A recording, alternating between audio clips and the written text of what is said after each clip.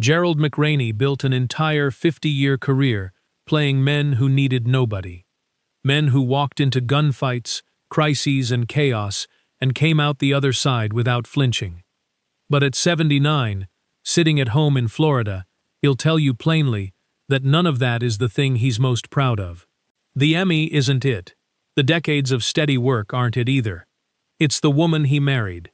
And their story is one of the most honest, complicated, and quietly remarkable love stories Hollywood has ever produced. One that almost nobody talks about enough. Gerald Lee McRaney was born in Collins, Mississippi in 1947, the son of a builder and contractor. Acting found him almost by accident. A knee injury in junior high knocked him off the football field and straight into the drama club. But the road to Hollywood was anything but direct. He spent 4 years splitting his life between Louisiana oil fields and a New Orleans repertory theater company, logging rock samples half the year and performing Shakespeare the other half. When he finally made it to Los Angeles, he drove a cab to pay the rent and spent years being cast almost exclusively as the villain, the guy who loses the fight, the guy who doesn't make it out of the second act. One of the most formative moments of his early career had nothing to do with a role. Working a small guest part on the Rockford Files, he heard a knock on his dressing room door. It was James Garner, the show's star, who had simply walked down the row of trailers to introduce himself to a day player nobody else would have bothered remembering. Months later, when McRaney brought his parents to visit the set, Garner made a network executive wait while he spent the better part of an hour talking with them.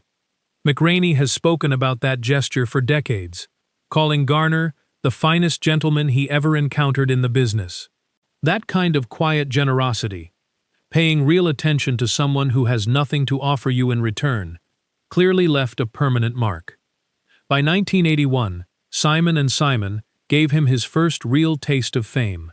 And in 1987, a guest star walked onto that set and rearranged everything that came after. Delta Burke had already become a genuine star through her role as Suzanne Sugarbaker on Designing Women, earning 2 Emmy nominations.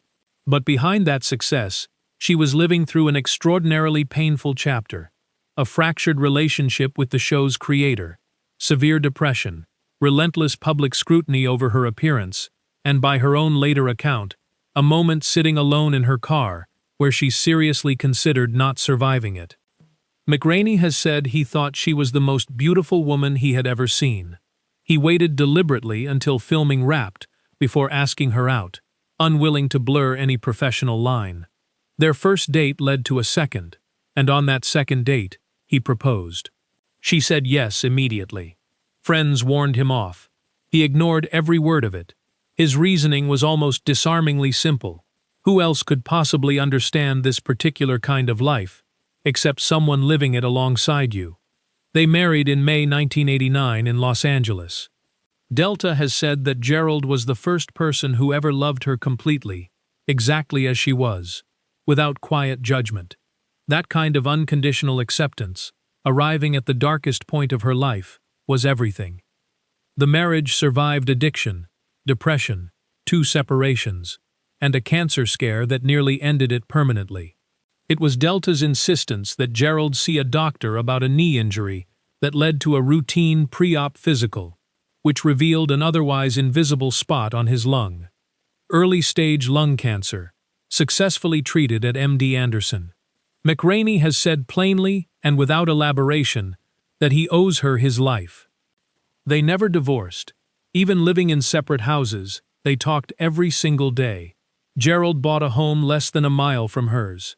They shared a Netflix account and texted each other in real time while watching the same shows from different rooms in different houses.